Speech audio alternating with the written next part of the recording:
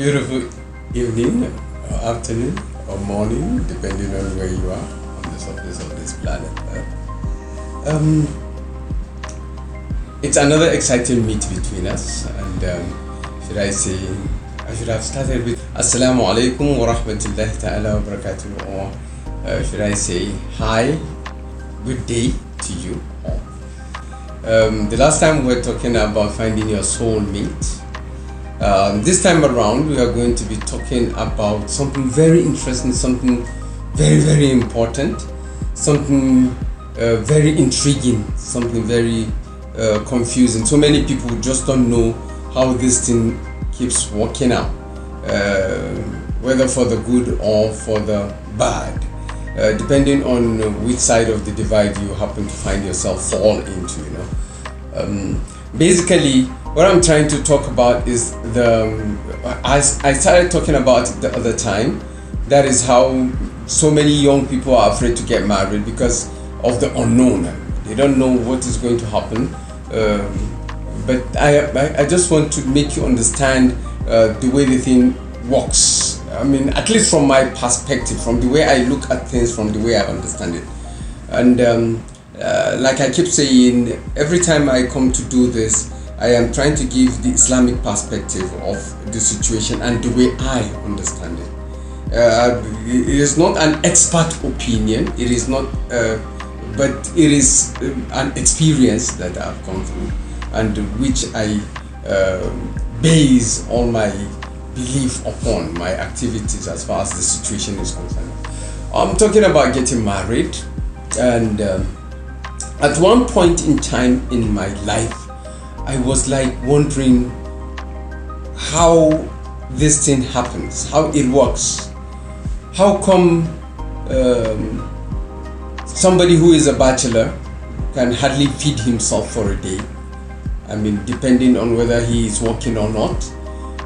And somebody who has gotten married is now capable and buoyant enough to take care of himself all the time, including his wife. And so now or later you see him buy a ride, maybe first a motorcycle, then you eventually see him buy a car, then you eventually see him build a house, despite the fact that he has now married a wife and they have given birth to a child or two.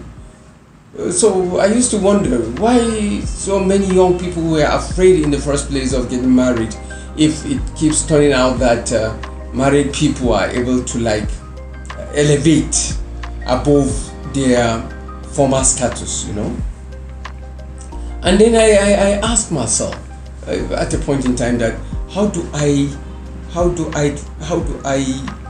take care of someone else if I cannot take care of myself? What is happening?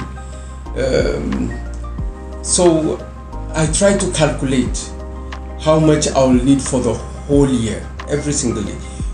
Like assuming you calculate how much do you need to feed yourself for the day to comfortably be able to cater for yourself for one single day. Now, after calculating that, you now translate that into a week. After calculating the week, you translate that into a month, so that at the end of the day you realize how much money do you need to be able to sustain yourself in 1 month. When you have calculated that, you now transform that into a whole year. How much money do you need to sustain yourself one full year? Then if you are able to do that, then look around you and then ask yourself, how much will it take to sustain your wife, for example? How much also will it take to sustain your child or two children? How much will it take for you to sustain your wants, your dreams, your goals, your ambition, your clothing, your feeding, your transport to places, your accommodation where you live? How much will it cost for each year? You calculate all that, and then you realize for you as a single person, you will need, let's assume 750,000 naira for the whole year. Just an assumption. Now, if that is what you will need to survive for a year, you bring in your wife. She also will require the same amount, 750,000 naira, making about 1.5 million for you and her to survive for the whole year. Then you translate that into a child that has come into your family, and also that child will require, let's assume, the same amount, another 1.5, another 750, so that makes 1.5. After a short while, you have another daughter, maybe after a son, so you end up having 3 million naira is your basic requirement. Now, if you translate that 3 million to 2, 3, 4, 5, several other families, husbands and wives and children, and then by extension you further translate that into the number of people in your state, the number of people in your country, the number of people in the continent, Africa, the number of people in the rest of the continents of the world, then the whole of mankind. I can assure you that the amount you will arrive at will shock you beyond your wildest dream or imagination. So I ask the question, who is sustaining mankind each year, every year, for the whole of a person's lifetime, till the person drops dead and is cancelled out, and some others come on board, given birth to, and also, that kind of a thing. Have you ever wondered from where does the resources, where does the funds, where does the means, where does the basic requirements, come for people to survive a day, for people to survive a month, for people to survive a year? I mean, not one person, not two people, several other people. Now, if you look closely at the situation, you realize that even to sustain yourself, sometimes there are difficulties in achieving that. And that is essentially why a lot of guys are afraid, thinking it is their resources. Some people will want to think that if they are the ones and they are taking care of themselves, and then all of a sudden they bring in a partner, a wife, to come and live with them. Their thinking is that it is the 750,000 naira that will be divided into two, so that now the so that now instead of him enjoying 750,000 naira, he will end up enjoying only 325,000 naira for the whole year, and that could be very, very constraining, despite the fact that he has had it tough and rough living on the 750,000 naira. So he will be very, very scared of the fact that he is getting married to a woman, and he is going to be responsible for that woman, and he's going to take care of every single demand of hers. Now, the natural thinking, the natural flow of things is that when he gets to have a woman to live with him as his wife, the next thing that will be happening is that she's going to get pregnant, and then she's going to give birth to a child, and then that child is also going to come and start demanding for stuffs, things to feed the child, clothes to clothe the child, health care for the child, several other things that the child may require for it to survive and be sustained as well. And the thinking again is that 750,000 naira that the guy has is what that child is also going to come and start living upon, so that by the time he now will, of course the 325 will be allotted to the wife. It is his 325 that now the child is going to also come on and want to start living upon, But and when you look closely at it and you ask yourself, if that is the case, virtually everybody who has been single and has gotten married is supposed to start dying out, perishing off the planet. so that the 750 alone cannot sustain him, his wife, a child, 2 children, school fees, health, hospital bills, water bills, electricity bills and stuff, all on that 750, unless he gets a better job. Now, despite the fact that he gets a better job, it still doesn't work out the way he has originally envisaged things should work out. Now, you again should ask yourself, how come when somebody is single he can hardly feed himself for a day, and when he marries a wife you start seeing him looking trim, looking better, looking good, no more hungry, looking fresh and well taken care of, and you start wondering, well, hey, what is going on here? He has a wife, things are supposed to go out of hand for him. He has not gotten a better job, nor is he on to having another financial source of livelihood. How come things are looking up for him? Despite the fact that he has a wife, you should ask yourself that. And after a short while, you see him buying, like I said, a motorcycle. So his means of transportation has become easier. Meanwhile, he has a wife and she is pregnant. And then after a while, she gives birth to a child. And you see him buy a car, despite the fact that he has a wife and a child. Now he has a car, and you start wondering, hey, what's going on? He's supposed to be poorer, he's supposed to be more wretched than he used to be when he was single. Now he has a wife, he's looking better, he's living better, his confidence is getting better, he has a child, and that child is also being taken care of.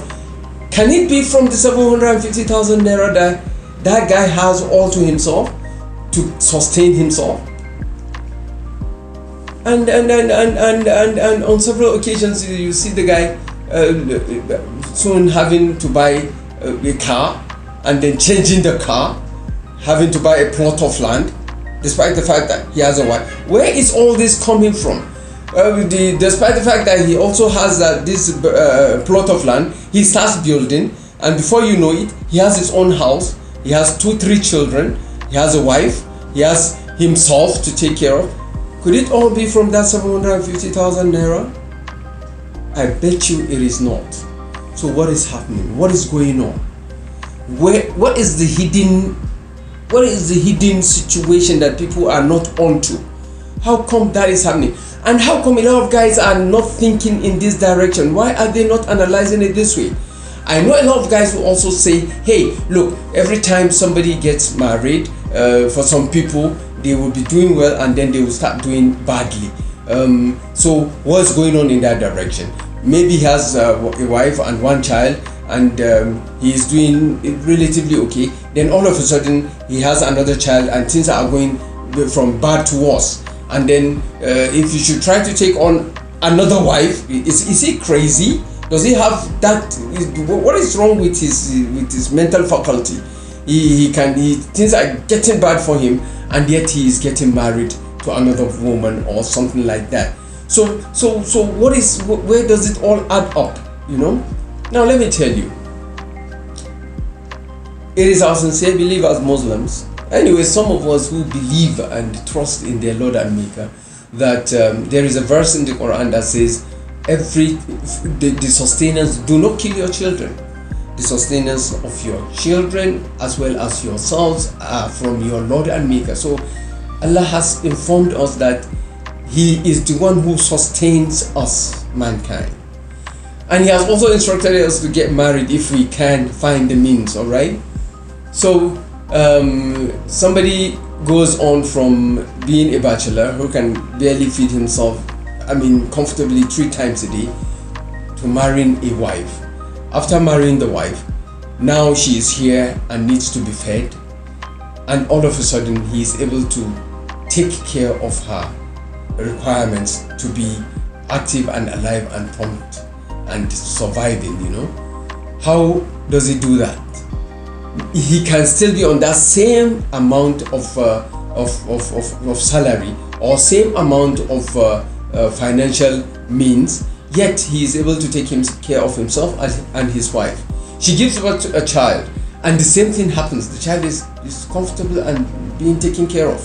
So where does all these resources come from? It cannot be his 750,000 naira, I assure you. It is basically because of the fact that God has said the sustenance of that woman as well as that child is coming from him.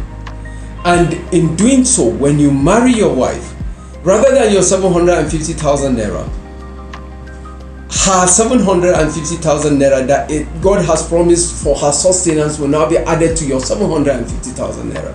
So you end up with 1.5 million to deal with. Let's assume every month. So when you marry your wife, you see your means of sustenance become enlarged. It improves. It gets better. Because now you are, whenever you go out to source for upkeep, it is not only your upkeep that you go out to get, you also go out to get the upkeep of your wife. As God has promised, her sustenance He has provided, and now that you are her husband, God will give you that sustenance to go fetch it for her and bring it back home. Right? Same thing what happens with your child. When the child is given birth to, another 750,000 naira is added to your account. So you have how much? Around 2.1 million. All right. Now, if you have 2.2 million, rather than the 750,000 naira that you used to have as a bachelor, you are much more richer. Now, there is also the fact that when you pool resources together, whatever you do, you are able to use the amount better. The Rasul Sallallahu Alaihi Wasallam said that the food that will be enough for one person is enough for two. So the food that you eat alone when you are a bachelor, when your wife prepares that food, it will be enough for you and her to eat and be satisfied. So rather than spending twice the amount to feed yourself, you spend the same amount to feed the two of you. Now if the child should come, only a little from his 750,000 naira apportioned by God, remember? Because God has promised to make provision for that same child available. So He brings the child into your household, into your family, you as the father. God gives you again the 750. So you end up with 250 million rather than your original 750. Now from that, if you are prudent, if you are careful, if you are very good at managing resources, you should be able to now, even though you are married with a child, be able to buy a machine ride, a motorcycle. All right. So after a short while, if you're managing that same 2.5 million or 250 million, you should be able to gather enough, because of course you have cut down on the amount of you spend to feed yourself, to feed your wife, to feed your child, so that the what remains of that is essentially what you now start flaunting around as grace, rather than constraint, because of the fact that you're married. We need to understand it this way, because if you, and I know a lot of you out there will want to say, so how come there are people who are married who go from bad to worse? Some people get married to a woman, and they even go further to marry another woman, and things get from frying pan to fire for them and stuff like that. Or he has 2 children, now he has 5 children, so everything is going helter-skelter, he cannot take care of them and stuff like that. It is not like that. What is happening is most of us men are poor managers of resources, and we waste.